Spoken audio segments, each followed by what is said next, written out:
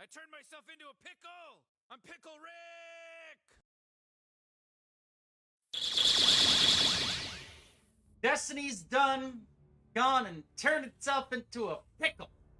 It's actually in a pickle right now. I was gonna do. Well, actually, stop. It is July 1st, 2023, the last I checked, which means I'm just looking over at my calendar on my desktop. I always like to start the stream that way. Destiny's kind of in a pickle. I was gonna stream Warhammer Bolt Gun today, but I'm like, you know what? Saturday is generally a shorter stream. I stream an average of about 3.5 to 4 hours Monday through Friday, and about 2 hours on Saturday, just to, it's Saturday, dude. I've been doing this all week. It's nice to mix it up a little bit. And of course, Sundays is always an off day. Not necessarily a hardcore, like, Christian or anything like that, but growing up, I was born and raised Roman Catholic, fell out of it. And when I got into working out, Sunday was always my off day. I trained 6 days a week. So, yeah, it's nice to have an off day, but it's also nice to have a shorter day. Anyway, with Destiny, man. Destiny is like... How do we categorize this? I mean, we all know it plays great. That's... I think if you really break things down, you look through all the bullshit, you look through all of the red tape that associates with, being a community member, or looking at Bungie's business practices, which is very questionable these days. I mean, I think we're all starting to realize, which we should have realized this a while ago, but we've all should have realized how AAA devs are squeezing us, man. It's like if you've seen Killing Them Softly with Brad Pitt. I didn't see the whole film. I heard it's pretty good. He's a hitman or something. He's talking to that actor in the bar. I can't remember his name, but I remember his face. He was actually in Something About Mary. He's one of the FBI agents where he's interviewing Renee Zellweger. She's like, I smoked some pot. Is that against the law? And he's like, yeah. It's actually pretty funny. But anyway, Brad Pitt's talking to that actor, and he's trying to shake him down for the money he's owed. And Brad Pitt flat out says, America is a business. Now fucking pay me. And that has some relevance to it, man. I mean, gaming, if you look at it on the surface, it's all boiled down and homogenized into a microtransaction vehicle. That's really all it is. I mean, if you look at, and we're taking gameplay and just all the good stuff, and we're just putting that aside for a second, right? You look at you just look at anything. I can make any example right now. Fortnite, all live service stuff, especially Fortnite, Destiny, Apex, Battlefield. Well, I don't know so much about Battlefield, but at any rate, it's all a microtransaction vehicle. I mean, I love my Destiny, man, but this right here is just fucking egregious. Like, you get a ship, a sparrow, and a ghost in these packs here. You get emote packs. You get weapon packs, which have the little ghost graphics. I should know what this is. Ghost projections. There we go. Sorry. Ghost projections, weapon ornaments, and shaders. This is all packaged behind the paywall. 1,000 bright dust is essentially $10. So $1 equates to 100 bright dust. I got a gift card for my birthday, so I have 4,100. That's the only reason I have that. But this is all stuff that we were able to earn in D1. I'll never forget D1. I was running around the Cosmodrome after a heavy play session. I think we actually raided or something. And I was in a Cosmodrome where the spider tank falls down during patrol. That big open area. And this guy was wearing the Caber's Wrath, Kabir, Caber, I don't know how you're supposed to say it. He was wearing a Caber's Wrath armor set with Chatterwhite on. And I remember just spotting him in the corner of my eye. And I just couldn't help but stop and stare at him. So I inspected his Guardian, and I had his inventory screen up for at least 5 minutes. Just gawking at him. And I did my research, right? How do I earn this? Dude, I need to do Vault of Glass. Oh, Chatterwhite is, it's a rare drop from Vault of Glass. I raided my ass off, and I finally got all of that stuff after however long it took. I don't remember. But now you see somebody in the tower or out in the open, which I won't lie, these are pretty cute, okay? But now all of the best stuff is behind a paywall.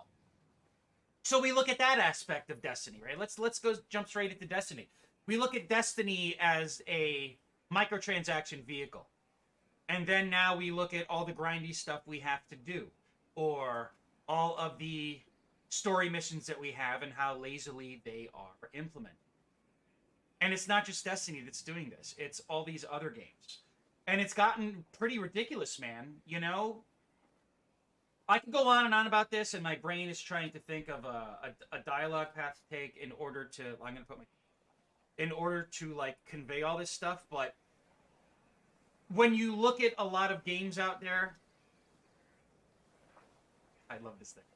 There are really cool things out there. When you look at just gaming in general, man, you have all of these great ideas and excellent gameplay mechanics, and just, I would hope, a lot of really good people working behind the scenes that are really passionate and they love their craft and they want to make stuff. So in the back of their mind, they're like, yeah, dude, I made this thing and I put it into this game regardless of what it is. And somebody out there is truly cherishing what I have done. That's incredible. But now it's all sidelined. It's all just pushed to the side by microtransaction vehicles. I mean, yes, gameplay is great. We have raids, we have strikes, which can get repetitive, but still, they're fun. At their core, they're fun. Great gameplay and all that. It's all irrelevant now because they're squeezing the shit out of us. If you look at what Grand Theft Auto Online recently did, they, like, revoked, like, 200-ish vehicles, and they're putting it behind a paywall. Stuff that's been in the game for 10 years. Literally 10 years. Grand Theft Auto 5 came out 10 years ago. That's... the amount of tenure that game has blows my mind. And once again, at its core, it's really good. GTA 3 is still the best, in my opinion. Because once you play GTA 3, you've played all of them, right? But Grand Theft Auto 5, at its core, it's really good. But they're nickel and diming the fuck out of it. What is wrong with that? And as it goes to show you, as a testament to how good these games are, here I am, 6-day-a-week streamer, shamelessly plugging a little bit. I need the I need the attention.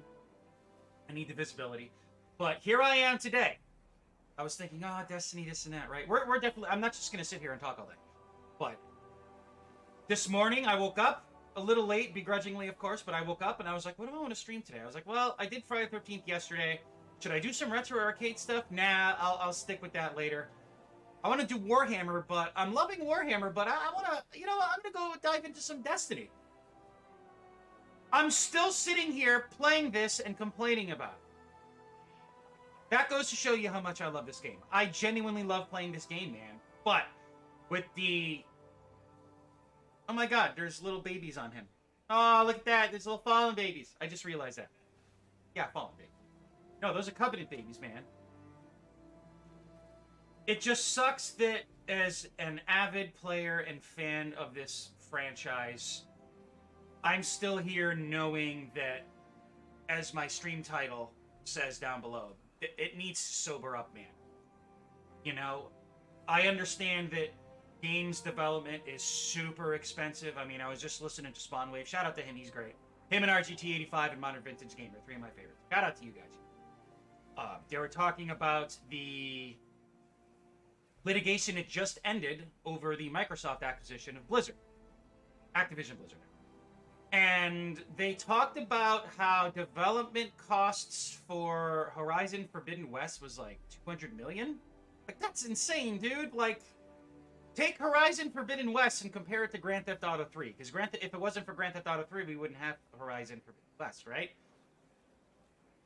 Development costs are through the roof. And that's where it's such a slippery slope, because developers need a constant influx of funding in order to get games made a particular way. So if we didn't have microtransactions like this, we wouldn't have the shiny happy things, right? It just needs to come down to more of a balance.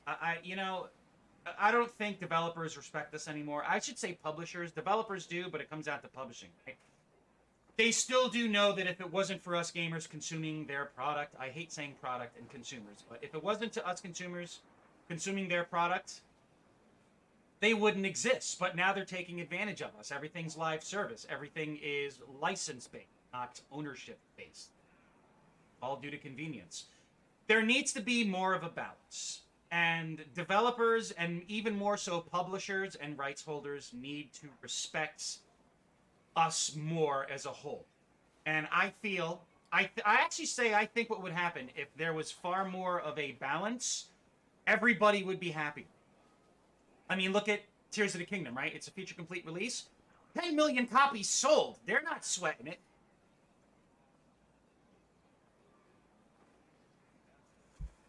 There's no microtransactions in Tears of the Kingdom, but it's making Nintendo a fuck ton of money. So why, man? Why do live service games have to treat its players like this? I don't understand. I really don't. It's just such a shame. Because again, man, back where I started, Destiny is fantastic. And the reason we still play this game is because it feels really good. Let's get you back out. And they really need to sober up. Seriously. They need to sober up, man.